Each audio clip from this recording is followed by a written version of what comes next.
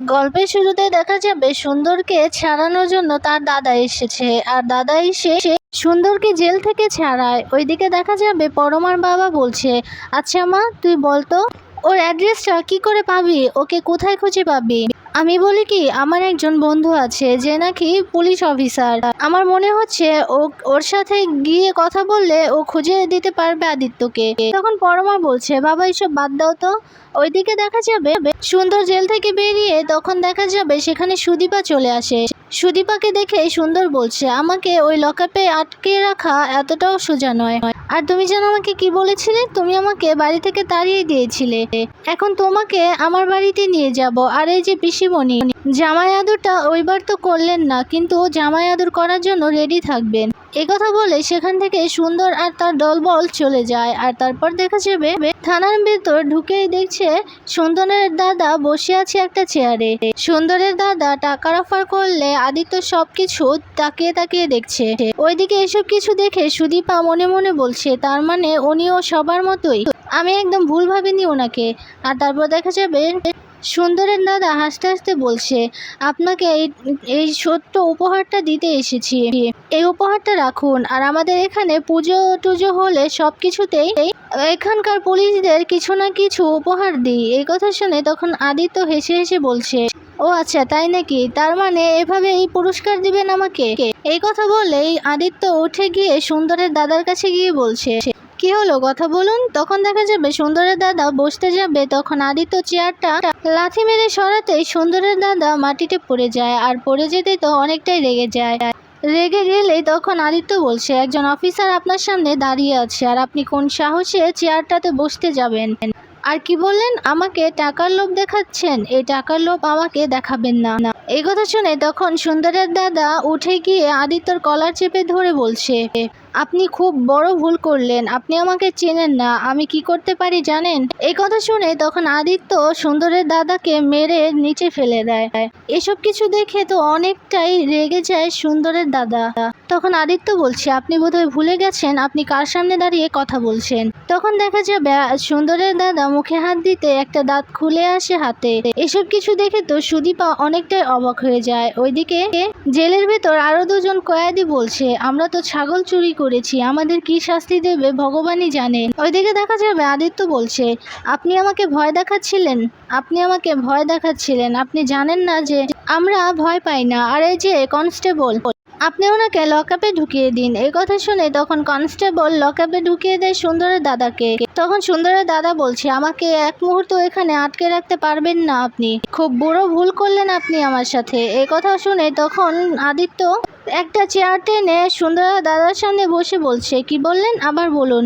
তখন সুন্দরের দাদা একজন উকিলকে বলছে, আমাকে 1 ঘন্টার ভেতরে এখান থেকে বের করুন, না হলে আপনাদের খবর আছে। এই কথা শুনে তখন উকিল বলছে, ঠিক আছে। তখন সুন্দরের দাদা বলছে, আমি তো এখান থেকে বেরোবই। তখন আদিত্য বলছে, কে বের করবে আপনাকে?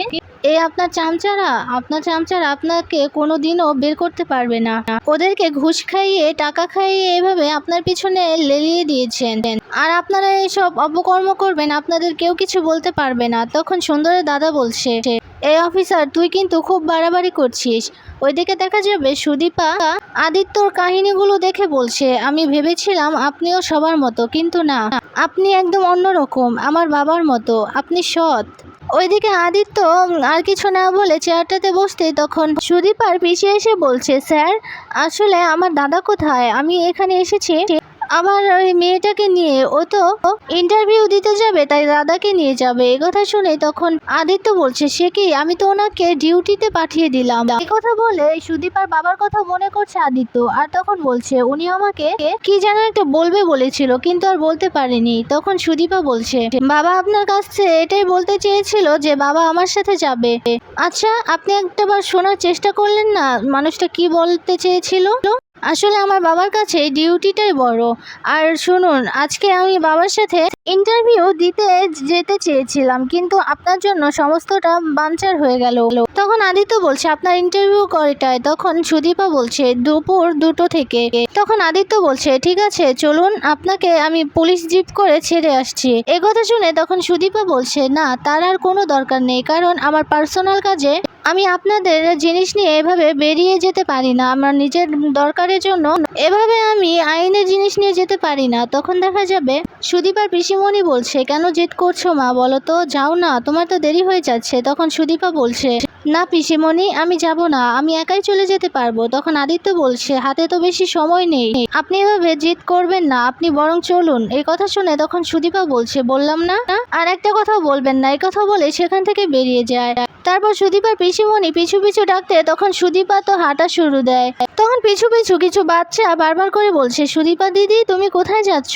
তখন সেখানে সুদীপার ম্যামও চলে আসে। আর তখন ম্যাম আসতে সুদীপা বলছে, ম্যাম আপনি আমার সাথে যেতে পারবেন? আসলে আমি কলকাতার কিছুই তো চিনি না। তখন ম্যাম বলছে, হ্যাঁ সুদীপা, তুমি যেতে বলেছ আর আমি যাব না, এটা হতে পারে? আমি যাব তোমার সাথে, কিন্তু এত তাড়াতাড়ি কলকাতায় কিভাবে পৌঁছবো? তখনই সেখানে একটা ট্যাক্সি নিয়ে একজন লোক এসে বলছে, সুদীপা তুমি কোথায় যাচ্ছ? তখন সুদীপা বলছে, আসলে আমি কলকাতায় যাব ইন্টারভিউ দিতে। একথা শুনে তখন দেখা যাবে লোকটা বলছে, তাহলে চলো আমি তোমাকে ছেড়ে দিয়ে আসি। তখন সুদীপা বলছে, তুমি দিতে পারবে ছেড়ে? তখন লোকটা বলছে, হ্যাঁ গো, তুমি তো এই গ্রামের গর্ব, আর তোমাকে নিয়ে পৌঁছতে পারলে আমি নিজেকে ধন্য মনে করব। একথা বলতেই তখন সুদীপা নিজের পিসিমণির থেকে বিদায় নিয়ে সেখান থেকে চলে যায়। আর তখনই সেখানে আদিত্য এসে সমস্তটা দেখে। ওইদিকে দেখা যাবে পরমার মা বাবা পরমাকে বলছে, মা কিছু তো খেয়ে নে, তুই তো কিচ্ছু খাসনি। তখন পরমা বলছে, আমাকে বিরক্ত করো না, আমাকে একটু একা থাকতে দাও। তখন দেখা যাবে পরমার বাবা বলছে, মা তুই কি চাস বল, তুই যা চাইবি আমি তাই করব, আমি খোঁজ খবর নিচ্ছি, ওকে খুঁজে বের করা যাবে। তখন পরমা বলছে, না আমি চাই না যে নিজে থেকে এভাবে লুকিয়ে থাকে, তাকে আমি খুঁজে বের করতে চাই না। ও যদি আমাকে ঠকিয়ে থাকে তাহলে কিন্তু আমি ওকে ভুলে থাকতে পারবো। এমনটা নয় যে আমার ওর সাথে অনেক দিনের সম্পর্ক, আমাদের তো কিছু দিনের সম্পর্ক, তাই আমি ওকে ভুলে যেতে পারবো, কোনো সমস্যা নেই, তোমরা এটা নিয়ে মাথা ঘামাবে না। তখন দেখা যাবে পরমার মা বলছে, আচ্ছা তোর জন্য তো আমরা সম্বন্ধ দেখছি, তাহলে তুই কি তাতে হ্যাঁ বলবি? তখন পরমার বাবা বলছে, আচ্ছা দাঁড়াও আমি একটু কথা বলে দেখছি। তুই কি বললি, সে ছেলেটা তোকে ভালোবাসে না? তখন পরমা বলছে, আমি জানি না বাবা ও আমাকে ভালোবাসে কিনা, কিন্তু ও বলেছে ওর ডিউটির থেকে আমি বড় না, ওর কাছে ওর ডিউটিটাই বড়। এসব কিছু জেনে আমি কি করে এখন ভাবি বলো তো যে ও আমাকে ভালোবেসেছিল? আমার মনে হচ্ছে ও আমাকে ঠকিয়েছে। তখন দেখা যাবে পরমার মা বলছে, তাহলে আমরা তো চাচ্ছি যে তোর বিয়ে দিতে, এখন তুই যদি রাজি হোস তাহলে। তখন বড় মা বলছে, মা আমি তো বলিনি যে আমি এখন বিয়ে করব না, আমি শুধু বলেছিলাম আমি আদিত্যকে ভালোবাসি, আমি আদিত্যকে বিয়ে করতে চাই, কিন্তু ও যদি এখন এমন করে আর ও আমাকে এভাবে ঠকায় তাহলে তো আমি ওর কথা ভাববো না, ওর কথা আজকে থেকে একদম ভাববো না আমি। তোমরা যা ভালো মনে করো তাই করো। এই কথা বলে সেখান থেকে চলে যায়। তারপর একজন মহিলা এসে পরমার মা বাবার হাতে একটা ছবি দিতেই তখন পরমার মা বলছে, এটা আবার কি? তখন পরমার বাবা বলছে, এটা মনে হচ্ছে ওই ঘটক ফেলে রেখে গেছে। তখন ছবির পেছনে নাম ঠিকানা দেখতেই তখন পরমার বাবা বুঝে যায় পরমার সাথে যে ছেলেটার বিয়ের কথার জন্য ফোন করেছিল ছেলের বাড়ি থেকে, এটা সেই ছেলেরই ছবি। এসব দেখে পরমার বাবা অনেক অবাক হয়। তখন পরমার মা বলছে, এসব হয়তো ভগবান আগে থেকে ঠিক করে রেখেছে, সেই জন্যই তো কাকতালীয় ভাবে সবকিছু হচ্ছে। ওইদিকে দেখা যাবে ইন্টারভিউ দেওয়ার জন্য সেই স্থানে পৌঁছে গেছে সুদীপা। আর তখন অটো থেকে নামতেই তখন দেখা যাবে সেই লোকটা বলছে, দিদি তোমার তো অনেকটাই লেট হয়ে গেছে। তখন ম্যাম বলছে, আচ্ছা কতটুকু লেট হয়েছে? তখন সুদীপা বলছে, 10 মিনিট। তখন ম্যাম বলছে, তুমি আর কথা বলো না, তুমি তাড়াতাড়ি যাও।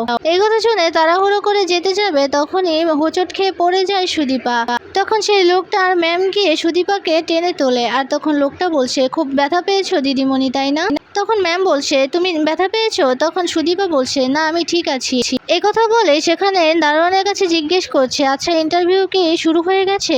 তখন দারোয়ান বলছে, না ম্যামরা চলে আসছে, আর কিছুক্ষণের মধ্যে ইন্টারভিউ শুরু হয়ে যাবে। আর কিছুক্ষণ পরে দেখা যাবে ইন্টারভিউ শুরু হতে সুদীপার নাম ডাকা হলে সুদীপা সেখানে যায়। আর সুদীপা যেতেই তখন সেখানে স্যার ম্যাডামরা সুদীপাকে অনেক প্রশ্ন করে। তখন সুদীপা সবগুলো ঠিকঠাক উত্তর দিতে সকলে ভীষণ খুশি হয় সুদীপার উপর। তখন একজন ম্যাম বলছে, গ্রামে থেকেও এতটা আপডেট কি করে হতে পারে? তখন সুদীপা বলছে, আসলে আমাদের তো গ্রাম, ওইখানে আমাদের একজন ডাক্তার জেঠু আছে, ওই ডাক্তার জেঠুর কাছে অনেক ডক্টরই যেত, বড় বড় ডক্টর।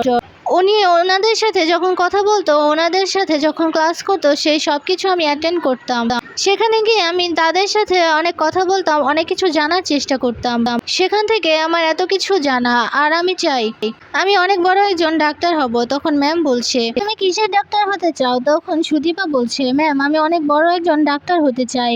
আসলে আমাদের গ্রামের একজন ডাক্তার হতে চাই। আমাদের গ্রামে ডাক্তার আছে, তবে ওনার বয়স হয়েছে, তো তাই সব মানুষ ভালো করে চিকিৎসা পাচ্ছে না। তাই আমি চাই অনেক বড় একজন ডাক্তার হব, আর আমার গ্রামে গিয়ে নবীনগর সেই গ্রামের লোকেদের চিকিৎসা করব, যেন কেউ চিকিৎসার অভাবে মারা না যায়। আমার মাকে তো আমি বাঁচাতে পারিনি, কিন্তু আমি কাউকে মরতে দেব না। অন্তত চিকিৎসার অভাবে আমি কাউকে মরতে দেব না। আমার অনেক স্বপ্ন, আমি একদিন অনেক বড় ডাক্তার হব। এ কথা শুনে খুশি হয় সবাই।